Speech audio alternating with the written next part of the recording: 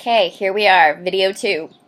Okay, I don't know how to pronounce this name, and I'm gonna blush because of it. This is Arwen's youngest daughter, Ithilliel, maybe? She's my Moon Blossom girl.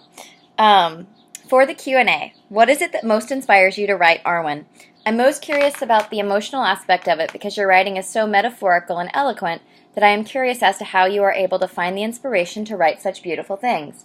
I'm terribly sorry if this makes no sense. I'm finding it difficult to explain things today. You totally make sense, and you are adorable, and I'm so glad you wrote me questions.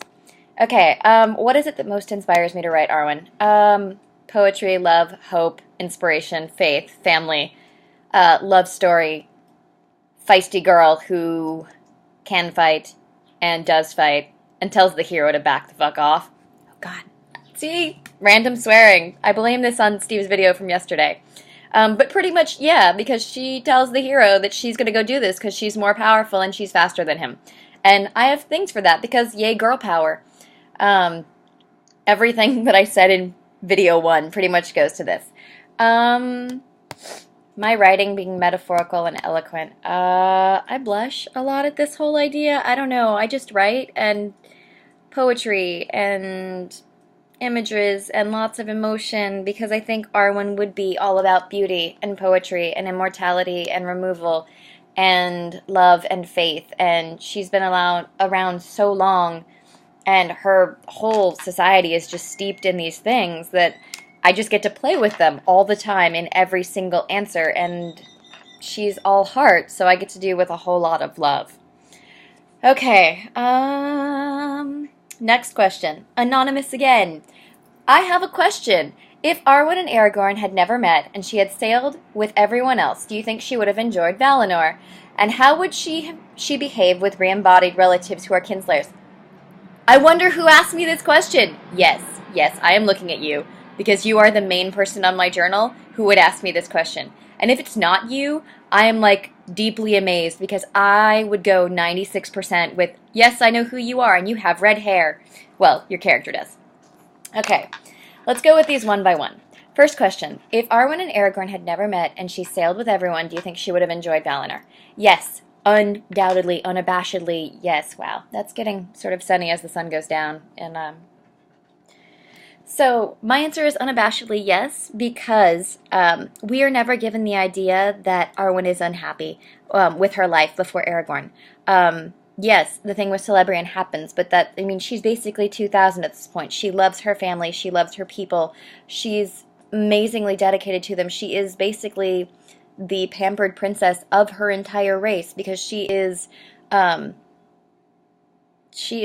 child descendant of Elendil and Luthien, and one of the Maya, and all of these really amazing characters. Yes, I think she would go, and she would be happy if she hadn't been in love, because she would still be having that life. And I don't find that to be a bad thing. I feel like I'm going to have to switch this thing, because I can't keep my hand up. Give me a second, I'll be back. I will give you guys an extra 30 seconds because of this, on this video. Okay, much better. No crazy glare except for back there. Okay, and how would she behave with re-embodied relatives who are kinslayers? This would be complicated, but I don't think it would be terrible because Arwen is very accepting for what we've seen, and yet very defensive. I think she would be very wary at the beginning because, you know, her family is in there, her bloodline is in there, but I also think she's had to deal with, you know, well, it's very questionable whether she knows about Galadriel's involvement in everything that goes down as the elves are coming to Middle-earth. I think she'd be wary, but I think that she would agree that part of the re-embodying of elves and coming back is that they get another chance at life. They die, and then they come back, and then they get to have this new life. And, you know, maybe they shouldn't be held accountable in a second life for what they did the first time because they have this next chance. I think she would try to give them faith because of who her father is and how he raised her, and the fact that Imladris, where she's lived, and Lorien, where she's lived for pretty much all of her life, they're about forgiveness and sanctuary, and about healing things. And I think that a lot of the Kinslayers is about the needs that are never met, and pride and keeping these oaths that they can't break no matter how much they want. And I think that having watched so many people come to Imladris that needed healing that was, physical, mental, emotional, I think that she would want to give them the benefit of the doubt. And I think her father would do the same thing because of it. Okay, next question. This is super long. Okay, this is from, I know your icon, but it doesn't actually say this on your email. This is from AlwaysMustYouMeddle, one of my Gandalfs. 400 meme. I am cross because I can't think of a good question, frowny face. And so in the absence of such, Galadriel has been revealed as being mighty amongst the elves. In the Lord of the Rings movies, Arwen is seen as feisty at the ford, and she talks sense into Aragorn a few times, but in the book she is largely passive throughout. What power does your headcanon for Arwen allow? If she had not chosen a mortal life, would she have become stronger in power like her grandmother? Would she have used her powers in the defense of Imladris and me, or passively taken the Grey Ship? Does this make sense at all? Basically, headcanon, spill it all out. And then there's like laughy little noises that are adorable. I think you did great. This is a phenomenal question, and multiple questions, and I like the idea of having to spin off things, which a lot of you did. I have neighbors who keep walking past my open windows, so as I continue to ramble really, really cutely, I get a little nervous and shy about this. Okay, so, the beginning, you say she's passive through the book. She's passive because she doesn't exist. We never really talk to her. We never really find out anything about her. We see people have dinner with her. We see her get married. The end. So, yes, passive by non-existence. What powers does your headcanon for Arwen allow her? A lot of the main ones that we see in her. Healing, probably the ability to mentally talk across distances. We know elves can feel each other, and they can talk without talking, mind to mind. This part where it says, if she had not chosen a mortal life, would she be stronger in power like her grandmother? Yes, I think she would be stronger in power the older she got, because with the elves it has to do with age, and it has to do with practice, and it has to do with their immortality. I do not think she would ever be as powerful as Galadriel, because Galadriel is one of the elves who was in Valinor under the light of the two trees, and, with the Valar and everything else, and I don't think Arwen will ever be that cool.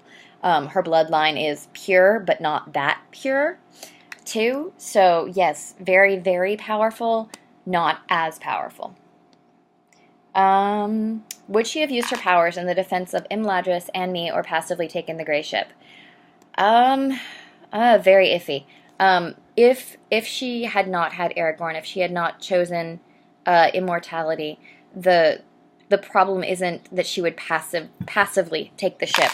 The idea is that she has spent 500 years knowing that the only time she will see her mother again is when she takes the Grey Ship. And so I'm not sure I would call her taking the ship passive. It's this thing that has always been in her mind. It's how she survives Celebrian leaving, because she knows that this is not the end for her. And I don't think she'd have a problem leaving with the elves. I think she would use her powers in the defense of Imladris. And she probably would have become part of the White Council if the elves had never left. Also, the White Council is so much bigger in the books and in the Silmarillion ending chapter than we ever see in the movies. There are so many more people in the White Council than 4. I have a minute and a half, so... Well, no, and I promised you 30 extra seconds. So one more from AlwaysMustYouMeddle. 400. This one is for me. As a teacher, do you encourage your students to use Tumblr as an outlet for creative writing? Do they know you RP on here, / have you ever suspected one of your RP partners was one of them? Meaning, do they know that you do and how much joy you bring, or is it a bit of a secret? Well, thank you for the compliment. This is a complicated question. My students in class do not know that I write because that hasn't come up in class. My book club that I help run with the librarian, that's for all of the years through high school, they do, because we have talked about fanfic and we talk about how important it is to write, and that I think fanfic fanfic and role-playing is an amazing foundational ground to play with characters and test out characterization and plots and arcs and everything. And so yes, I'm very supportive of kids learning how to write and writing on the internet, whether that's Tumblr or AO3 or the Pit of the Voles, which we won't talk about, or LiveJournal or Dreamwidth or anything, anywhere that you write, I'm a massive supporter of kids and adults doing. This part where it says, do they know you RP on here, or / have you suspected one of your RP partners was one of them? No, I have never suspected them, and also no, I will not tell them I RP on here, nor will I tell them what any of my usernames are, because Wanderlust Lover is mine all across the internet, as I said last time, I write smut, so that gets very problematic when it comes to the fact these are underage children, because I am a teacher writing sex on the internet, so that could be a problem drastically for my job if my children knew about it. So my problem is not the idea of my children seeing my writing or seeing that I write smut. I'm actively okay with that even. I'm actively okay with them writing about it. I'm actively okay with sex education being much bigger and broader and people talking about these things with the lights on so that people have more education, especially that young, and more experience and more thoughts about it and more working it out. But my job has very, very delineated lines on that, and so no, I will probably never tell my kids my username. I will probably never tell them I RP on the internet, and I would probably shut down all of my accounts if I knew that a student knew where I was. And that would take a whole lot of effort, but I would do it very quickly because I love my job, and I would rather not be blackballed from my job for the rest of my life, because I just finally got this job and it makes me super happy and I'd like to keep it. And so since now I'm a minute over, I'm going to let you guys go on this one.